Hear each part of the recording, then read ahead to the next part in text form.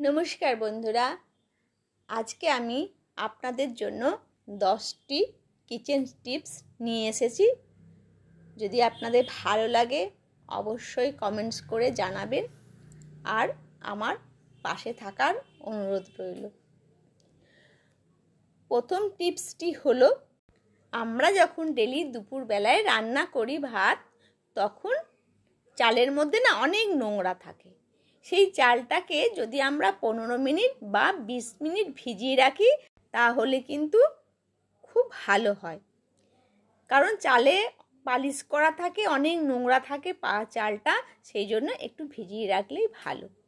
এবার সেই চাল ধোয়ার জলটা কিন্তু আমরাও ফেলে দেব না। চালটাকে 2-3 বার ভালো করে ধুয়ে ভিজিয়ে রাখবো। আর যে জলটা আমাদের বেরোবে সেই জলটা আমরা একটা বর্তনে বা জায়গাতে আমরা নিয়ে নেব।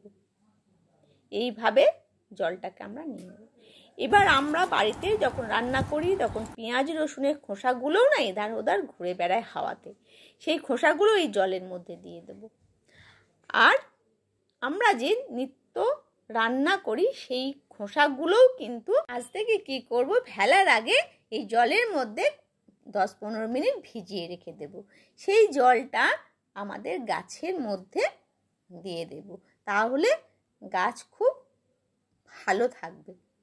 এইভাবে গাছের গোড়ায় কিন্তু জলটা দিতে। আসা যাক পরবর্তী টিপসে। আমরা যখন ডিম সেদ্ধ করব বা অন্য কিছু যখন অ্যালুমিনিয়ামের কড়াইয়ে সেদ্ধ করব, তখন 2 টুকরো লেবু আর 1 চিমটে নুন দিয়ে সেদ্ধ করলে অ্যালুমিনিয়ামের কড়াইয়ে দাগ পড়বে না। আমার কিন্তু ফোটার পরেও দেখবেন কড়াই কিন্তু দাগ পড়েনি।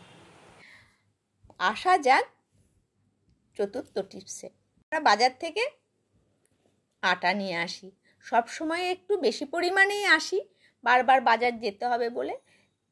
তাতে কি হয়, পোকা লেগে যাওয়ার সম্ভাবনা থাকে। এখন বর্ষাকাল, তার মধ্যে একটা তেজপাতা আর না হয় একটা শুকনো লঙ্কা, দুটোর মধ্যে একটা কিন্তু রেখে দেবেন।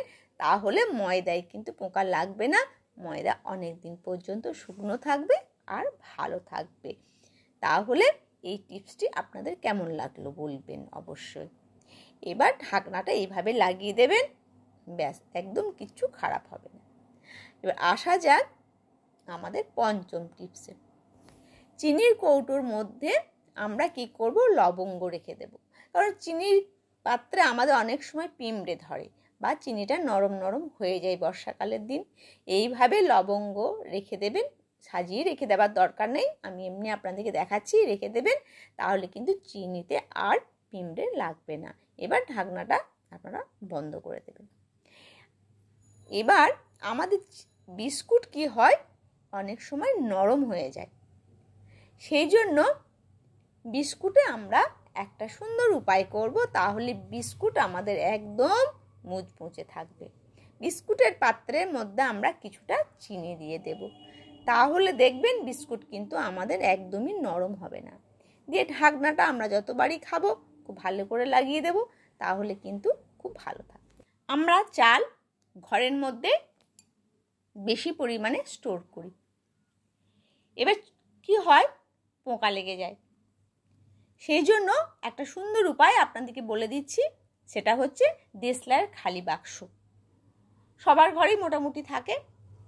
এইটি চালের মধ্যে রেখে দেবেন, যখনই চাল আসবে নতুন তখন ভরে দেবেন, আবার চাল শেষ হয়ে গেলে আবার নতুন একটা বাক্স এইভাবে চালের মধ্যে রেখে দেবেন। তাহলে কিন্তু চালের মধ্যে আমাদের আর পোকা লাগার ভয় থাকবে না। চলে এলাম পরবর্তী টিপসে। এবার আমাদের বেগুন ভাজতে গেলে কিন্তু অনেকটা তেল লেগে যায়। তার জন্য যাতে তেলটা কম লাগে তার জন্য সুন্দর একটা টিপস আপনাদের সাথে টিপসটা শেয়ার করছি। বেগুনগুলোকে জলের মধ্যে দিয়ে দেবেন, অল্প সামান্য নুন দিয়ে দেবেন, দিয়ে 10 মিনিট মতো এই নুন জলে বেগুনটাকে ভিজিয়ে রাখবেন, দিয়ে তুলে নেবেন, শুকনো করে নিয়ে তারপরে ভেজে নেবেন।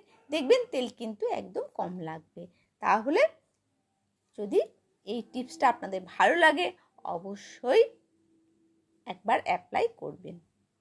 চলে এলাম পরবর্তী টিপসে।